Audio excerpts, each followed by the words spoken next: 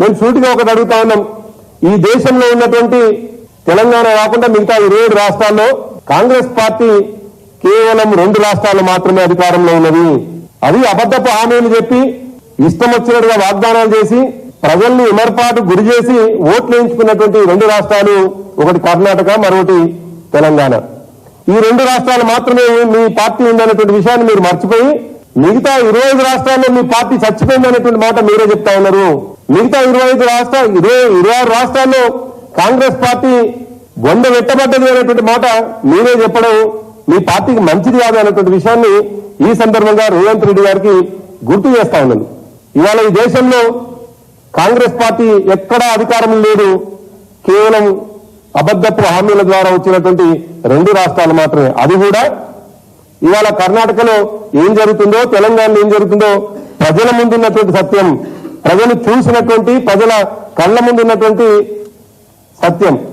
కర్ణాటకలో ఉచిత హామీలని చెప్పి ఏం నెరవేర్చిందో, తెలంగాణలో హామీలు ఇచ్చి ఇప్పటి వరకు ఏమి నెరవేరబడ్డాయి అనేటువంటి విషయాన్ని ఒక్కసారి ఆలోచించుకున్నప్పుడు వాళ్ళు ఇచ్చినటువంటి హామీ కేవలం గృహలక్ష్మి ద్వారా ఉచిత బస్సు తప్ప మరోటి ఇవ్వలేదు అనేటువంటి విషయాన్ని గుర్తు చేస్తా ఉన్నాను. నిజానికి మేము అడుగుతున్నటువంటిది కాదు. కాంగ్రెస్ పార్టీ నాయకులు పదే ఒక మాట అంటా ఉన్నారు, బీఆర్ఎస్ పార్టీకి తొందర ఎందుకు అని. మేము తొందర లేదు అనే మాట చాలా స్పష్టంగా చెప్తా ఉన్నాం. కానీ మీరిచ్చినటువంటి హామీని మాత్రమే మీకు గుర్తు చేస్తా ఉన్నాం. స్వయాన రేవంత్ రెడ్డి గారు అన్నటువంటి మాట, మీరెవరు కూడా 9వ తారీఖు వరకు ఏమి తీసుకోకండి. అది రైతు రుణమాఫీ కావచ్చు. ఒకవేళ రైతులు ఎవరైనా రుణం తీసుకున్నట్లయితే వెంటనే లైన్లు కట్టండి, బ్యాంకులకు లైన్లు కట్టి 2 లక్షల రూపాయలు రుణం తీసుకోండి. మేము 9వ తారీఖు రాగానే మొదటి సంతకంగా రుణమాఫీ చేస్తామని చెప్పింది రేవంత్ రెడ్డి గారు.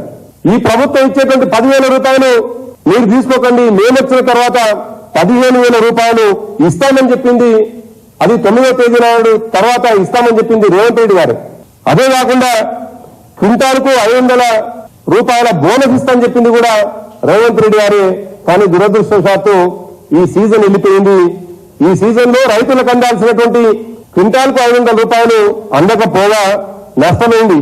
ఉదాహరణకు కేవలం నర్సంపేట నియోజకవర్గంలోనే రైతులకు ఒకవేళ ఆయన ఇచ్చినటువంటి హామీ నెరవేర్చినట్లయితే 91 కోట్ల రూపాయలు ఇవాళ రైతులకు అందేది.